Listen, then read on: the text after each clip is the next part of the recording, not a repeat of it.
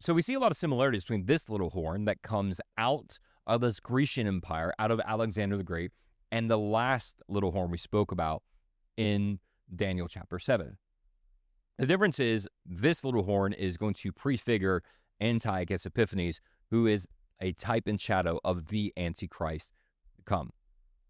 Now, little brief history, and we can dive a little bit more into this as we jump over into Daniel chapter 11. So Daniel 8, basically, here's what happens.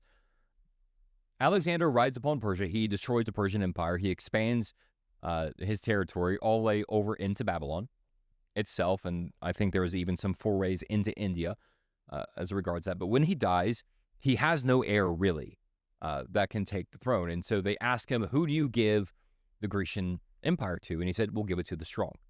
And it ends up going to his 4 generals, Lysimachus, Cassander, Seleucus, and Ptolemy. And those are the 4 tetrarchs that begin govern the Grecian Empire.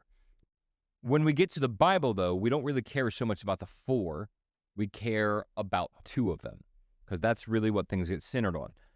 It is this northern empire, which is the Seleucid Empire, known as Syria, and the southern empire, governed by the Ptolemies in Egypt.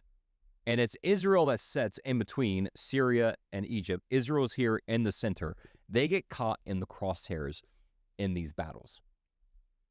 And that's what takes us over into Daniel chapter 11, where it gets way more specific about the dealings of these 2 nations that are warring against each other. Because it is out of the Seleucid Empire that this little horn that we talked about in Daniel 8 is going to rise.